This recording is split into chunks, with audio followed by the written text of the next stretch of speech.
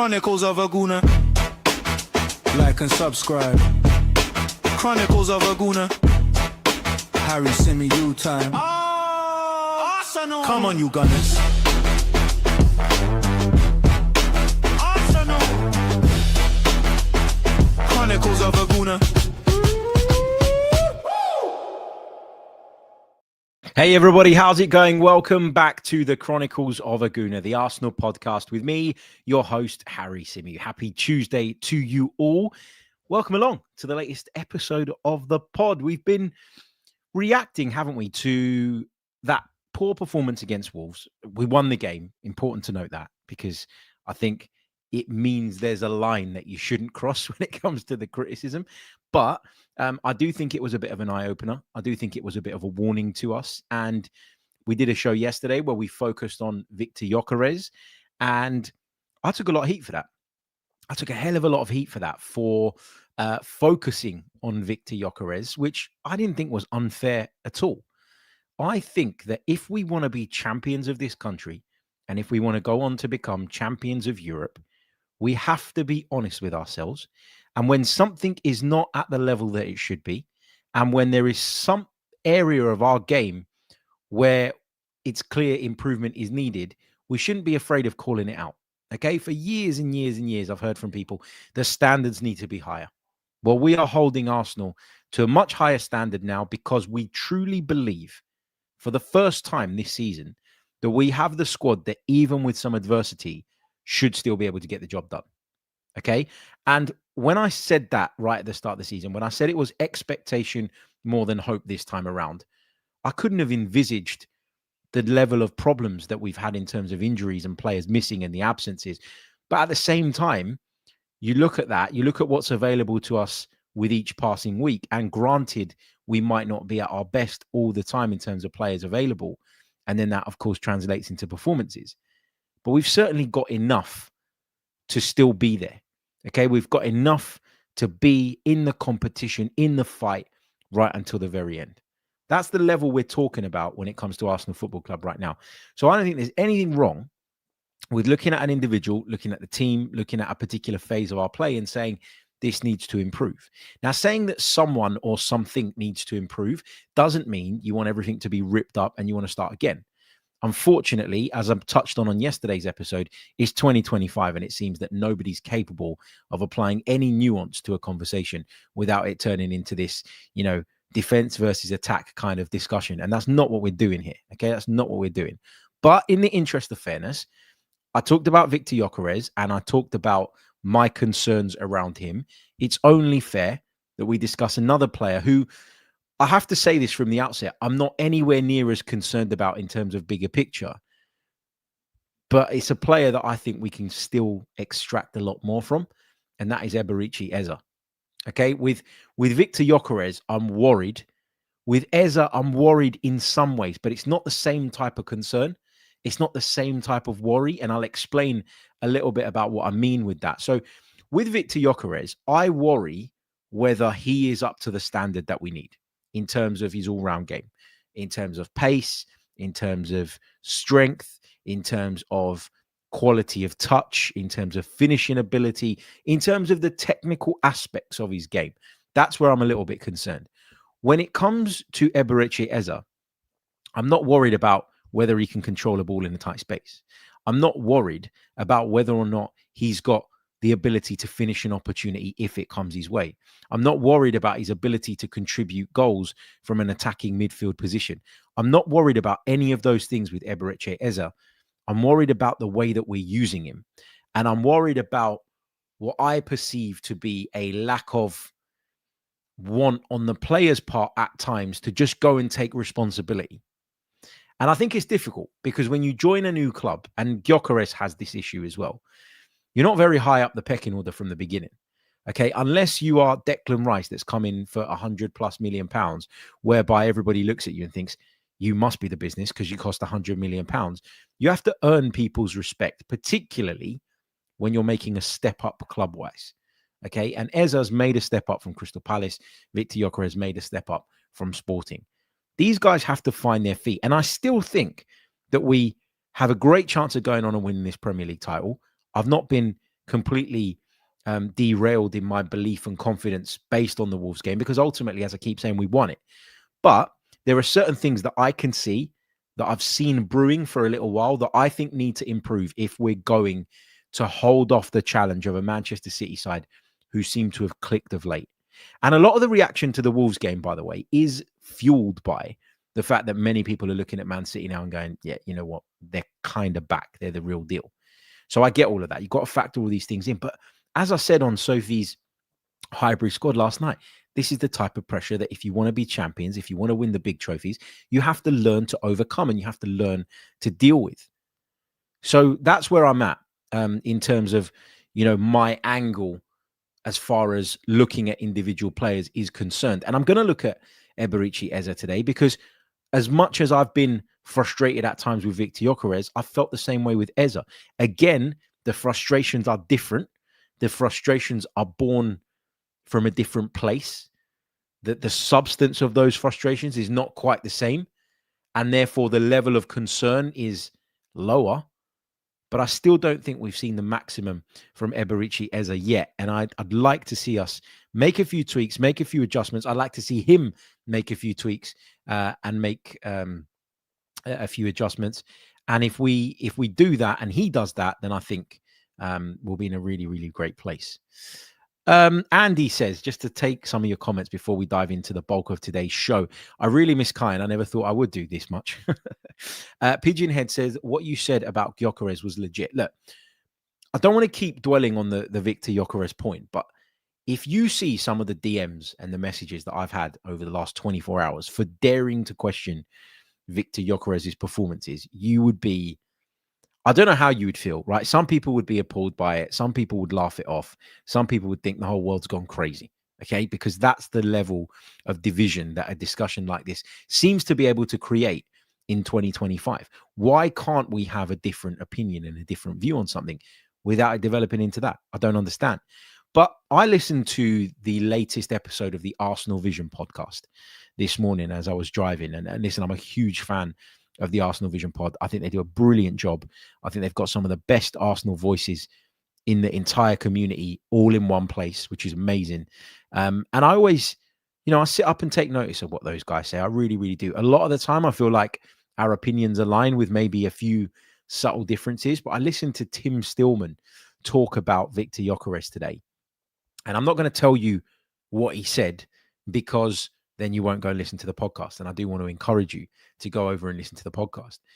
But I thought he hit the nail on the head with Victor Gyökeres. And I felt like he much better articulated the things that I've been trying to say over the last few days.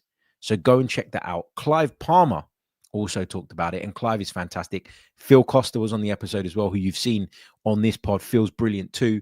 And the guys were all sort of, I thought, really, really fair and good in their analysis of Gyökeres. One of the things that Clive Palmer said that stuck with me, which is very similar to what I've been saying, do the players fully trust all the aspects of Victor Gyökeres' game at this stage? You keep talking about not giving him the ball, but he's making the run. But is the run convincing enough? Is the run explosive enough? Is the run telling enough of where he wants it? All of these things are really, really important as well. We touched on that yesterday. But to hear it come from those guys as well, it made me think, no, you know what? Trust my gut. And it doesn't matter if you get a barrage of messages from people that are completely in opposition to what you've said. Stick to your guns, because if that's what you believe, that's what you believe. And that is truly what I believe at this stage. We need to see more from Victor Gyökeres. As a collective, do we play to his strengths? No. As a collective, could we do more to try and help him through this period? I think we can. But at the same time, the player does also need to bear some of the responsibility, and the player does need to improve. And it's very similar, the things that I'm going to say about Eberechi Eze in terms of where I put the responsibility. Okay, some of the responsibilities on the manager, some of the responsibilities on the players around him. But if we want to be the champions, if we want to be the best on the entire continent, if we want to be the club, which is what we're aspiring to be at the moment, okay, then what's wrong with people taking responsibility? What championship European Cup winning side ever got to where they got to without players taking situations by the scruff of the neck, carrying the team at times on their backs, everybody that's ever achieved anything in the game has to have that mentality and that resilience. And so I don't think we should be afraid of saying this needs to be better, that needs to be better, he needs to be better. I don't think we should be afraid of that at all. What are we getting on to? Rumble says you're trying to go early and take the blame away from Mikel at the end of the season. Absolutely not. Mikel was a big part of signing these players that you're saying that I'm going after. Like, do you think that I separate the transfer business completely from Mikel Arteta? Because, yeah, Andrea Berta did the negotiations. Andrea Berta got the deals over the line. And yes, Andrea Berta was credited for the Victor Gyökeres signing in particular. But do you think that I think they didn't get the green light from Mikel? Do you think that I think Mikel Arteta was in complete opposition to these signings? And so if we don't win at the end of the season, I can say it's not his fault. It was Andrea Berta's fault. Do people honestly, truly believe that is where I'm coming from? Come on, man. Come on. Ridiculous. What have we got? Tony Fulbrook says it's more about the criticism. I agree with what you're saying. It's the fact that you spent most of your show on Gyökeres and 2 minutes on Eze, who, let's not forget, cost 67 million. We're doing a show on Eberechi Eze today. That's what we're doing. This is a good point about the overall team. Barry Allison says far too slow in playing the ball forward. Throw-ins take about 5 business days. And do you know what? No word of a lie. I've got a message from my dad, okay? This was at the weekend. And my dad is a huge Arsenal fan. He can be a bit biased and reactionary at times. He'll be the first to admit that. But I texted him on Saturday night because he was at a birthday party, so he wouldn't have seen all of the game. Well, knowing my dad, he was watching it on his phone, in and out at this party. I texted him at 10:47 p.m. and I said, how we got away with that, I'll never know. And this is what my dad replied, to add to your point. Our game just feels really slow. We take ages to take free kicks, throws, and corners. And so there's never any real momentum. Completely agree with that. Completely agree with that. That was one of the criticisms I had as well. What have we got? I'm not going to bother getting drawn into arguments with people saying the same things over and over again. I want to talk about Eberechi Eze. That's what we're here to do. But keep your comments and your questions coming, and we will dive into the live chat box at times throughout the show as well. Okay, so what's my overall assessment of Eberechi Eze's time at Arsenal so far? Okay, so Eze was a signing that we made quite late on in the window in comparison to some of the others, right? We were at a point where a lot of us felt that our business was probably done. It felt like Eberechi Eze was on his way to Tottenham Hotspur. And, right at the last minute, right at the last stage, when that deal seemed like it was going through, Arsenal go in there and they essentially hijacked the deal from Tottenham, really upset a bunch of Tottenham fans, which is absolutely fine by me. And we go and bring in this player that we all look at and see as a maverick, someone who will break the mold, someone who's got that stardust when it comes to operating in the final third. And if I look at Eberechi as a season overall so far, okay, and I'll bring this up on the screen to share with you guys. Let me just share my screen so those of you that are watching us live right now can see this. Here we go. So if you look at Eberechi Eze's season so far at Arsenal, okay, he's played 15 Premier League games, 15 appearances, that is. He's been in the starting 11 75% of the time. A lot of that is to do with the fact that Odegaard's been out. He's played 69% of our total minutes.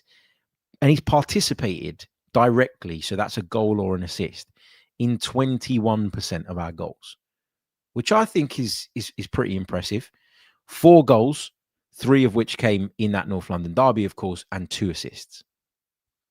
Champions League, 5 appearances, 2 assists, but yet to score. Carabao Cup, 2 appearances, 1 goal, no assists, and 1 appearance in the Community Shield. That was obviously for Crystal Palace. I had to think about that for a second. But that's where Eberechi Eze is at the moment. Look, 4 goals in 15 games from an attacking midfield player doesn't feel too bad. It doesn't feel like something we should be worried or concerned by. So the truth is, guys, I'm not.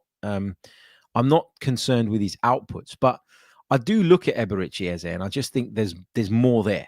There is more to extract from him. There is more juice to be squeezed from the lemon. And I think that even though you look at those numbers and they look okay, it has come in sort of very specific bursts. Like I talked about Gyökeres maybe stat padding a little bit with a couple of braces against sides that we should be beating, etc., etc. You can say the same for Eberechi Eze, right? 4 goals in the Premier League this season. 1 was at home to Crystal Palace in a 1-0 win, proved to be a really, really important goal, and 3 in the North London derby. And the difference between Eze and Gyökeres, aside from people's general opinions of him being quite different, is that when you score a hat-trick in a North London derby, you instantly win the affection and the buy-in of the supporters. When you turn up on a day like that, in a game like that, plus you add the narrative into it that he was very, very close to joining Tottenham, all of that, okay, combined, will put Eberechi Eze in much higher esteem in the eyes of a lot of people than Victor Gyökeres. And I understand that. That's the way football works, okay? That's the way it goes. But if I sat here and said to you that every time I've watched Eberechi Eze, I've been impressed. If I was to sit here and tell you every time I watch Eberechi Eze, I think we've got the maximum out of him, I'd be lying. You know, I'd be lying. I wouldn't be being honest with you. And I think there's one major reason as to why he is not, for me, showing his maximum. And I want to highlight that. I think it's a tactical reason. And again, this is where it differs to the Victor Gyökeres analysis. On the Gyökeres analysis, I think some of it is tactical, but the majority of it, at least in my view, is a technical thing.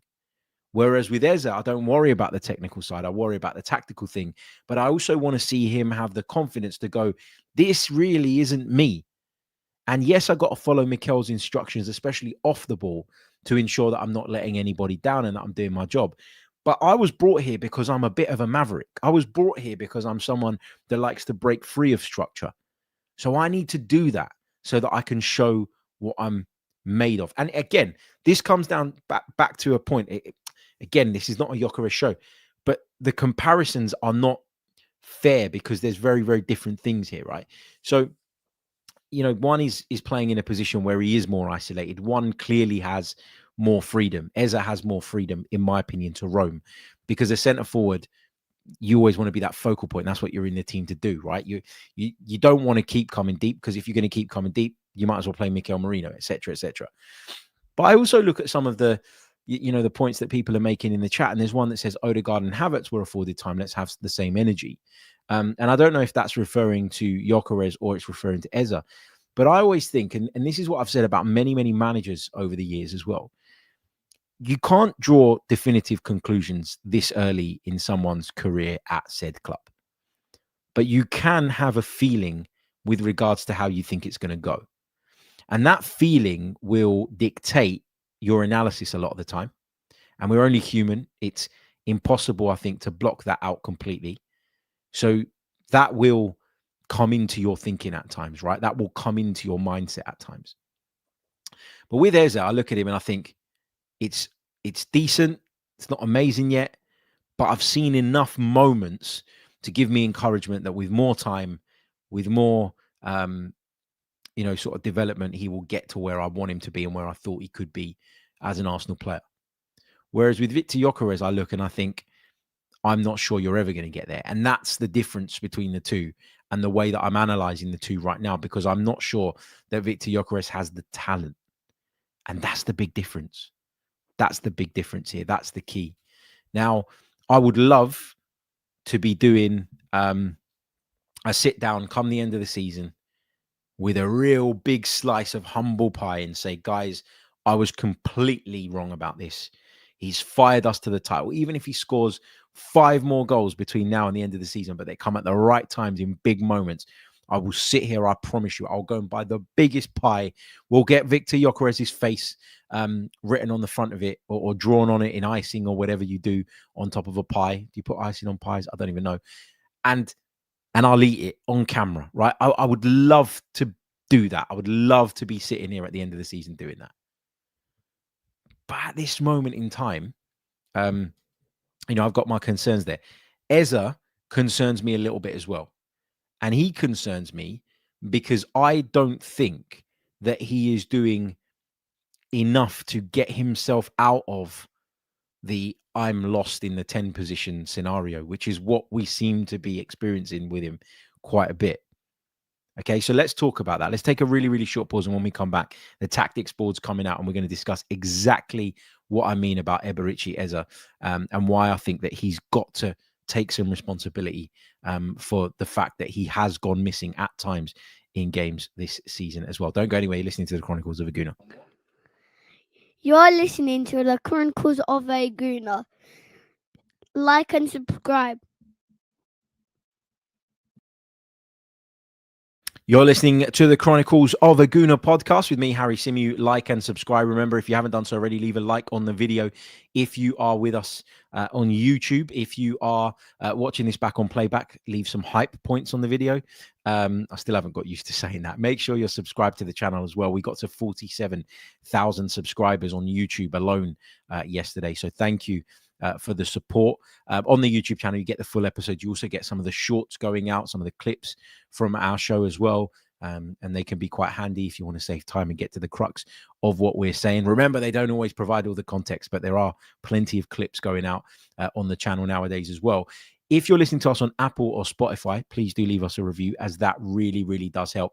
If you'd like to go one further in terms of supporting the show, you can become a Chronicles of a Gooner patron. And you can do that by clicking on the QR code in the top corner of the screen if you're watching us. If you're listening, then of course you can click the link in the description, and there is a discount code available, a Christmas promotion that will see you save 50% on your first month's membership. Get involved. That is a deal that we're running right through until Christmas Eve. Lots of you have taken advantage of it. You get bonus content. If you're not sure, sign up as a free member, and from time to time we do release episodes to our free members as well, so that you can get a feel for what it is that we are doing. But if you want to jump into it, now's the time. The next Patreon piece will be with you guys on Sunday. There's a few interesting ones that we've put out over the course of the last couple of weeks, focusing on individual players, on some of our tactical issues. Go over and check those out. It's patreon.com/the Chronicles of a Gooner, and there is a 50% off promo for the first month to celebrate Christmas, which is just around the corner now. It really kind of dawned on me today how close it is. Right, tactical analysis, Eberechi Eze. Let's do it. Okay, so here we go then. When we talk about Eberechi Eze, we talk about whether we prefer to see him in the 10 role, or if he could do more from the left-hand side. That's one of the ongoing debates and conversations that I feel we've been having on the show over the course of the season so far. And it's a conversation that I've had multiple times with friends as well. Is he better from the left-hand side? Is he better from a central area? I think in certain games, there is still an argument that playing him from the left-hand side might just give him a little bit more freedom. But as we saw at Villa Park, there are games for that, and there are games that shouldn't be an option. Okay, we saw it at Villa Park. He didn't offer anything in an attacking sense. He struggled to cope with Matty Cash coming forward for Aston Villa down that right-hand side. We had a warning sign when he didn't track the run initially. And I know that Calafiori is not exactly completely innocent in those types of situations, because he likes to go roaming, right? We've all seen it. But I just thought we had a warning sign at Villa Park of the fact that Eberechi Eze off the ball is not at the level required. And he's not, okay? We often compare Eze and Odegaard, and as much as I agree with those that say in the final third, you probably feel Eze has that capability of being more devastating in terms of scoring a goal himself, maybe playing that intricate pass, taking that special touch that just creates the half a yard necessary. I don't think his all-round game is as good as Martin Odegaard's, right? Odegaard's got work to do in terms of improving his attacking output. Hasn't scored yet this season, Martin Odegaard. I know his game time's been limited, but he's just not producing what we need at this moment in time. So I get why people have leapt to Eze's defense whenever people have questioned him. They've gone, well, what's Odegaard doing right now in terms of offensive output? So I get it, okay? I get it. But off the ball, it is undeniable that Eberechi Eze's got work to do if he's going to get up to the Arsenal standard. Okay, that is, for me, undeniable. He's got to improve in that department. He's got to be more alert defensively. Now, this is an issue that I think you have when you sign a player who is 27 years old. Okay. Now, bear with me. I am going somewhere with this. When you sign a 27-year-old player, he's a fully fledged and fully grown senior footballer who has been brought up to play the game in a certain way, who's found his own style along the way and is what he is. And it's very, very difficult to change the mindset and the mentality of someone at that stage in their career, in comparison to when you sign a 21, 22-year-old who's still finding his way, who's still open to being adapted. I'm not saying no 27 plus year old ever learned something new or changed or improved. I'm not saying that for a second. My point is simply this. You're having to try and coach years and years and years of habits out of Eberechi Eze to make him this more influential and impactful player off the ball. That's a lot harder task than trying to do it with a 21, 22, 23-year-old. And I think it's kind of the problem that we've got with Gyökeres as well, not to bring him back into the conversation. But the flip side of that is that they are senior pros. They should be able to shoulder responsibility and they should be able to make a viable difference straight away. So that's the bonus side of it, right? That's the plus side. Eze off the ball for me, not at the level. On the ball, though, I think he's fantastic. I think he's got so much talent. I think he's got so much going for him in terms of natural ability. And this is why I'm not as worried about him as I am about others. I would even argue that Eze is far more talented in terms of technical level than Gabriel Martinelli. And people might dispute that, but I legitimately believe that's the case. Why has Martinelli played at Arsenal level for such a long time? Because he's relentless in his work rate, because he's got a great attitude, because he works for the team.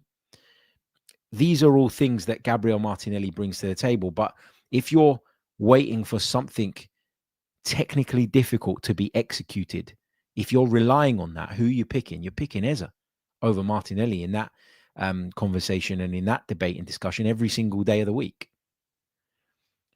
As the 10, Eze has played the role very, very differently to Martin Odegaard. Okay, I would argue that Martin Odegaard has not been playing as a 10 in recent times at Arsenal. He's been playing more like a right-sided 8/10. He's got that license to get up into a 10 position. He's got that license to join in with the attacks. And he's got that freedom to drift out to that right-hand side. Whereas Eze, for me, is someone that truly believes that this is the area of the pitch. If you're looking at it versus the opposition, I shouldn't have done half a pitch here. I should have done a full pitch graphic. But anyway, you get what I'm trying to say. This front square box is where Eze wants to operate, okay? He wants to get in the box. He wants to hang around on the edge of the opposition's box. He wants to drift right and left, but only slightly. He doesn't want to drift too close to Saka. He doesn't want to drift too close to Martinelli on the other side. He wants to stay within that square, just on the edge of the opposition's box. And one of the reasons I feel like Eze, played really, really well with Mikel Merino is because often Mikel Merino would vacate the area that Eze wants to go into. He'd drag people with him and he'd create an extra couple of yards of space for Eberechi Eze, which is something that you can't afford to give this guy, right? You give him 3-4 yards of space, you give him the time to bring the ball under control, you're in trouble because technically he's at a really, really high level. But there are games where it doesn't work out like that. There are games where, like, for example, against Wolves at the weekend, and I've shown the graphic to be a back five, which is what we faced against Wolves, with a 3 sitting in front of it. Wolves' focus, Wolves' primary focus is to force us into the wide areas. Okay, we've seen that done to us many, many times. We called it the horseshoe thing, right? Where we've got to play sort of, let me get the pencil here. We've almost got to play around teams like that. Okay, we got to play around them. We can't go through the middle, so we got to play around them. We got to try and pull them out of position. The problem is that when you face a back five and the distances between each of those players, right, are really small, they can work in pairs. So you work the ball out to Martinelli, right back comes over, right centre back can come slightly over, and there's still not a huge gap in the middle of the pitch because there's a middle centre half and everybody can shuffle across. Okay, the distances that the opposition's defence have to move are very, very limited. And you can keep that going without burning out, without getting tired for a long period of time. And then what do? You go back into the horseshoe thing, right? So Martinelli then has to work it back inside to Rice. And then it might go round to Zubimendi. And then it might go to Saka. And then you might spot Eze, but you play the ball into him and immediately he's got 2-3 players around him and he can't really turn, he can't really spin, he can't really make anything happen. He's got to go back into that horseshoe shape and we got to start again. How do you combat that then as an offensive team? Because therein lies the answer, I think, to the Eberechi Eze. I don't want to call it problem because I don't think it's a problem. I think that's too strong a term. But there lies, the answer as to why we're not getting the maximum out of him. If he wants to operate in that area, but there's simply no space to do that, then, how are we getting the maximum out of him? We're not. When we play against teams that are a lot more willing to step up and at us, for example, you think about how we played at Newcastle. I thought Eze was excellent that day. Even though he scored a hat-trick against Tottenham, that's still the game for me that sticks in my head. That was the game I came away going, Eze's the real deal. But he hasn't been able to follow that up often enough. Hence why we're having this conversation and why we're having this debate and discussion. Again, just like Victor Gyökeres, I'm not writing the guy off. Okay, I'm just trying to think about how we can get more out of him. Now, there's two sides to this argument. Okay, so the first side is this is something that Eze is instructed to do. Mikel Arteta feels like with Rice and Zubimendi as a pairing, Eze can afford to stay high, close to the centre forward, and within that central box that I've marked out on our tactics board. Because if he gets the ball in those areas, if we can provide the service to him, if things break loose on the edge of the opposition's box, he is in the position to take advantage. And there's not many players that are more devastating at taking advantage of those types of situations in the game in the Premier League right now than Eberechi Eze. Ball bounces to him on the edge of the box. You fancy him, don't you, to get the shot off and to work the goalkeeper at the absolute minimum. So you can argue that this is tactical. This is something that he's been instructed to do, and that's the way it is. I argue, and my point, and why I expect more from Eberechi Eze, is that at some point you have to realize that that's not working. Because in a situation like the one at the weekend where Eze's playing that role, Gyökeres is in front of him. Gyökeres likes to run in behind. There's no space to run in behind. Gyökeres likes to run into the channels. Guess what? There's no space to run into the channels because A, there's no space in behind. And B, as I've already covered, the distances between the opposition defenders are so small. Then essentially in your build-up, in your attacking build-up, you have two redundant players. You have two redundant players. Two players that are offering you absolutely zero. Now, you might think I've got an agenda against these two players. I can assure you that is not the case. I was delighted when we signed both of them. But the reason I've highlighted these two guys this week is not because they should be singled out because they're terrible or anything like that, or that I don't back them or I don't support them or I don't think they can come good. But it's because when I watched the Wolves game back, these are the two guys that to me felt the most redundant. Now, they weren't the only ones, but they felt the most redundant. And I think that is absolutely fair to say. So what do I want to see from Eze?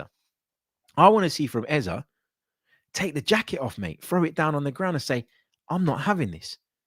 I'm better than that. I'm not a decoy. I'm not here to be a mannequin or a scarecrow, if you like, in the middle of the pitch to influence the positioning of others only. I'm too good a footballer for that. So I want to see him say, I'm going to come 5 yards deeper. And in doing that, I'm going to vacate the space. I'm going to drag someone with me. And both Rice and Zubimendi are capable of stepping into those spaces. Let's bring some variety to our game. I want to see him say, Saka's the threat. He's got a couple of players that he's contending with at the moment because the left-sided midfielder of the three's gone out there. The left centre-back's got closer, and Bukayo Saka is out on that right flank, and he's got very, very little space and room to manoeuvre. Yeah, he's got Ben White coming up, maybe on the outside, maybe overlapping him, maybe coming inside and offering something. But you know what? Me and Bukayo, England teammates, on the same wavelength, both very talented, both very good in terms of first touch, both good in tight spaces, which Victor Gyökeres isn't, as we've already established. So rather than trying to combine with a Victor Gyökeres, who I can't combine with, and who's also in that position of being slightly redundant like me, I'm going to go out to the right-hand side. I'm going to go and get closer. I'm going to go into the Odegaard type half space position. I'm going to combine with Bukayo Saka. And between us, we're going to unpick that lock. I'm going to go out to the left-hand side and I'm going to get close to Gabriel Martinelli. And I'm going to let Martinelli ping the ball into me, fizz it into me inside where it's more congested, because I've got that talent to help it round the corner first time and set one of Arsenal's best channel runners on his way. One of Arsenal's sharper players on his way. These are the things that I want to see more from Eberechi Eze, because if he does that and we manage to get in behind down that left-hand side or down that right-hand side and the ball gets cut back to the edge of the box, I promise you I'm not going to sit there and say Eze should be there if he was the key in getting us in down the flank in the first place. Instead, I'm going to look at Rice and I'm going to look at Zubimendi and I'm going to say, why weren't you arriving in those positions? So with Eze, like, it's not like we're in a terrible situation or he's playing really poorly. I just want to see him show a bit more arrogance. And I know Bruno Fernandes rubs people up the wrong way, but I want to see him be a bit more of a Bruno Fernandes in that this around me is not working. I'm going to go make something happen. I'm going to take on that responsibility. It feels like at the minute with Eze, he's a little bit passive at times, and his talent demands that he's more than that. His talent level demands that he's just a bit more proactive than he is currently. And I don't feel like we're seeing that at the moment. So that's my criticism of Eberechi Eze. I think we need to see a bit more from him, a bit more variety from him. And if we get that, then I think we'll see more from him. Now, one of the phrases that you'd have heard me say many, many times over the course of the season is horses for courses. And there are some games where this doesn't work. There are some games where I feel like the Eze type 10 is just going to be isolated and we need something different. And so I would play Odegaard ahead of him. There are other games where I feel like Eze is the answer. And so horses for courses is what I'm going to say. Horses for courses. You don't need to pick him every week. You don't need to play him there every single week. I don't care if he costs 67 million. Doesn't mean that you have to pick him for every single game. We've built a squad that has options within it. And I think one of the things that I've said consistently over the course of the season is that if Mikel Arteta finds a way, if he finds a way of picking that right balance and getting those adjustments right when it really matters, that's going to be the key to us winning. And so I don't absolve him of all sort of responsibility when it comes to the individual players that I'm talking about. He's got to fix these problems. He's got to figure out these problems. Okay, as I said already, I don't look at Arteta and say the transfer business wasn't yours. No, you played a massive part in it as well. And so if you played a big part in bringing these players to the football club, you have to find a way of getting the best out of them. It is, for me, as simple. I don't want to say as simple as that, because that sounds like really reductive, as if I'm saying like, it's a really easy thing to solve and an easy thing to fix. And I also appreciate that what I'm talking about is theory. Going out and doing it is very, very different. Okay, lots of you having your say. Jid says, this is one of the worst videos I've seen on the Chronicles of a Gooner, to be honest. Well, give me your opinions as to why I'm wrong. I'm still waiting for you to tell me when you're free to challenge my opinion. Every single show you're in the chat box, and nothing I say is right. But I don't get any responses back. I'm still waiting for you. Apparently, it's rage baiting and excuse making. Harry hitched his wagon on the Eze train, so now refuses to be objective. Oh, come on, nonsense. Pigeonhead hits the nail on the head. He says, why can't people take constructive opinions anymore? Keyword opinions, exactly. BX Gunner says we need a lot more from the manager. I think so, in terms of solving some of these issues as well. Tony Fulbrook says, Harry, we bought Eze because of the Havertz injury. Otherwise, he'd be a Spurs player. That says it all. No, look, we didn't buy Eze because of the Havertz injury. It probably gave us a bit of a push. And maybe it was what gave us the sort of the encouragement to make that final decision. But clearly conversations had already taken place. Clearly, you don't just drop 67 million pounds on someone because someone's injured. Nobody knew at that time, by the way, how long Havertz was going to be out for. It was early days still and all of that. So yeah, we'll see. We'll see. Angel Hernandez, this is a good question. If you could pick a different system or formation to better suit players like Eze, what would it be and why? So I think I'd like to see him play a bit more like a second striker. I probably would play the double pivot in midfield to give us that ability to leave him high up the pitch without it really affecting our shape. I'd probably use the fullback slightly differently as well, so that we're accommodating that. But I also think when you're playing against low blocks all the time, like we do, I think it's quite difficult, because I think what happens is you go, well, this formation will unlock a low block, and it probably won't, because they're still defending all the right spaces. They're still shutting down all the right areas. And I think that's how you got to look at it. So, yeah, that's where I'm at on the formation question. Look, we will take some thoughts and comments and questions on this over the next couple of days as well. But I do have to dash. Thank you so much for tuning in. Thank you so much for joining me. Don't forget to leave a like on the video, subscribe to the channel if you haven't done so already. If you're watching this back on playback, please do leave us a like and a hype. Make sure you leave us a review and check us out on Patreon. Remember, there's a special offer running until the 24th of the month, so get involved. Christmas Eve is when it expires. Take advantage of it now. Right, I'll see you all soon. Until the next one, take care of yourselves and have a wonderful day. Up the Arsenal. Goodbye. Chronicles of a Gooner. Like and subscribe.